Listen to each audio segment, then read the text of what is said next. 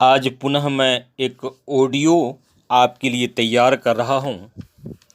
यह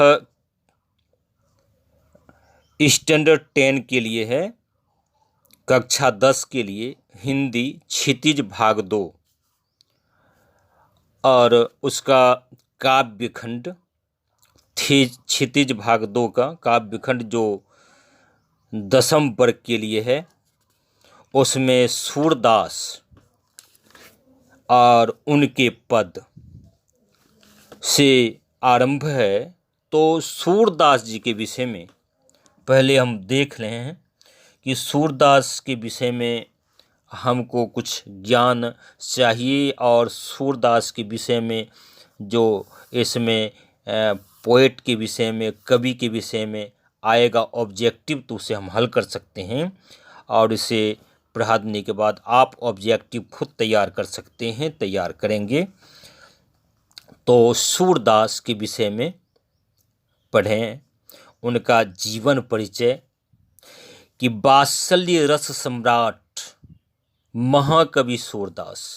वात्सल्य यानी एक बच्चा के साथ जो आनंद प्राप्त होता है खेल खेल में, उसके साथ बातें करने में, उसे हम वात्सल्य कहते हैं। सूरदास हिंदी साहित्य आकाश के सूर्य के समान है। भक्ति काल के कृष्ण भक्त। अब पूछा जा सकता है कि किस काल के कवि माने जाते हैं, तो आप लिख सकते हैं भक्ति काल के कवि।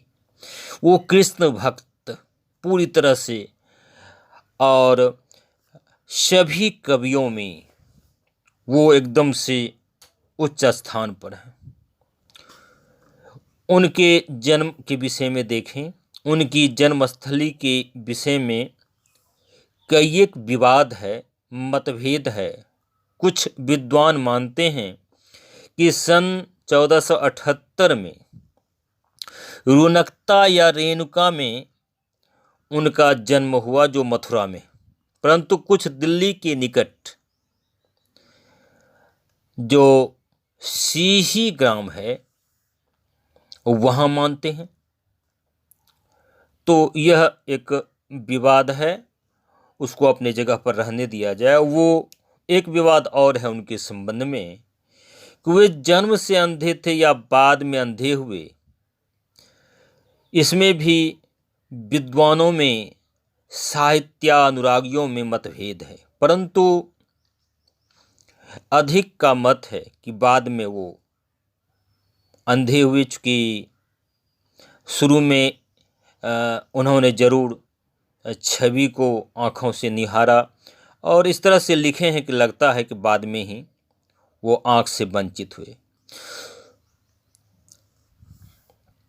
सूरदास ने कृष्ण लीला का जो अनुपम और चित्रण, सूक्ष्म चित्रण किया है, वह बहुत ही मार्मिक है और बाल्यावस्था में ही उन्होंने दूर दूर तक प्रसिद्धि प्राप्त कर ली।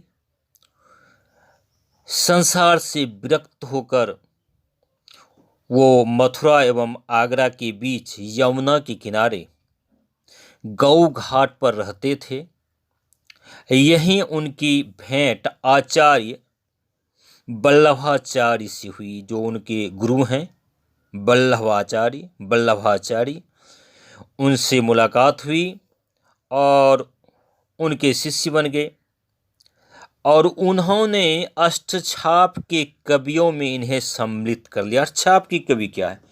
यानी 8 कवियों का एक समूह जो सब मिलकर काव्य रचते थे, उसमें से एक ये थे। और अष्टछाप के 8 कवियों में 4 वल्लभाचार्य के शिष्य थे और 4 विट्ठल दास जी के शिष्य थे। और विट्ठल दास जी ने ही 1565 में अष्टछाप जो है उसका निर्माण किया। वो कवियों का एक समूह जो है उसका निर्माण किया वल्लभाचार्य जी ने। और इनके विषय में बहुत सारी बातें मिलते हैं और इनके मृत्यु के संबंध में है कि 1583 ईस्वी में पारसौली में इनका निधन हो गया। चलिए प्रमुख रचनाओं पर थोड़ा ध्यान दें। वैसे तो हिंदी साहित्य में सूरदास जी की कई रचनाओं का उल्लेख मिलता है, परंतु इनकी प्रामाणिक रचनाएं केवल 3 हैं। पहला सूरसागर, दूसरा सूरसारावली और तीसरा साहित्य लहरी।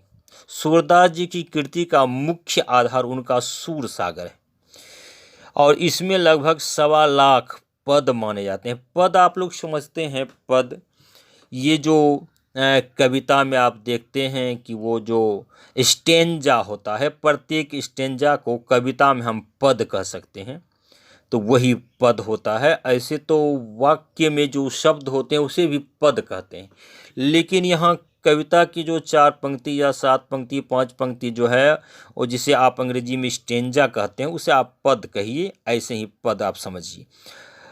परंतु 4936 पद ही अभी उपलब्ध हैं। उनकी सूरसारावली में 1107 पद तथा साहित्य लहरी में 118 पद हैं। चलिए काव्य विशेषताएं देखते हैं।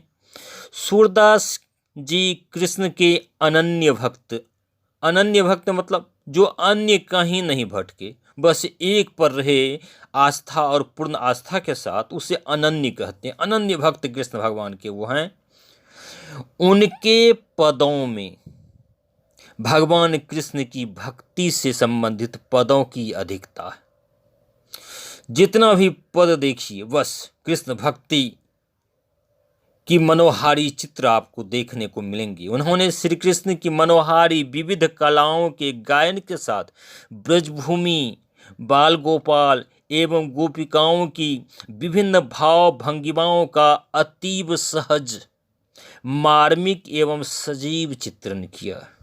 सजीव चित्रण, लगता है जैसे कि वह हो रहा है, और मार्मिक यानी जो दिल को छूले, और मनोहारी जो मन में उतर जाए, मन को हर ले, इस तरह के उनके काव्य कृति हैं। सूरदास जी के काव्य में बच्चों के निश्चल प्रेम एवं वात्सल्य का अद्भुत वर्णन किया गया। उन्होंने श्रृंगार रस के संयोग और वियोग दोनों पक्षों का चित्रण किया है। सूर श्रृंगार और वात्सल्य रस का कोना कोना झांकाए देखाए हैं, और सूरदास जी ने प्रकृति का व्यापक चित्रण किया है।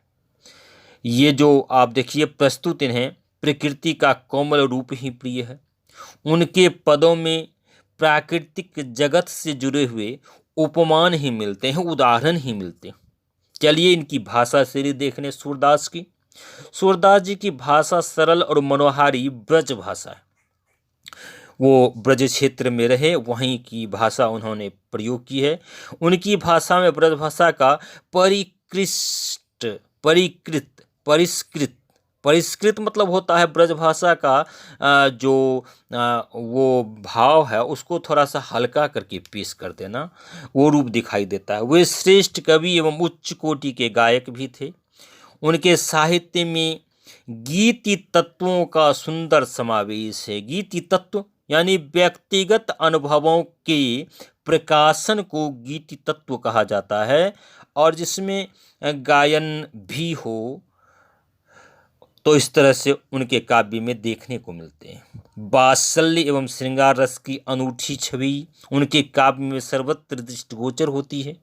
उन्होंने अनुप्रास, रूपक, उपमा, यमक, श्लेष, अतिशयोक्ति, अन्योक्ति, उत्प्रेक्षा, अतिरेक, दृष्टांत, कई एक तरह के आप पढ़ चुके हैं अलंकार।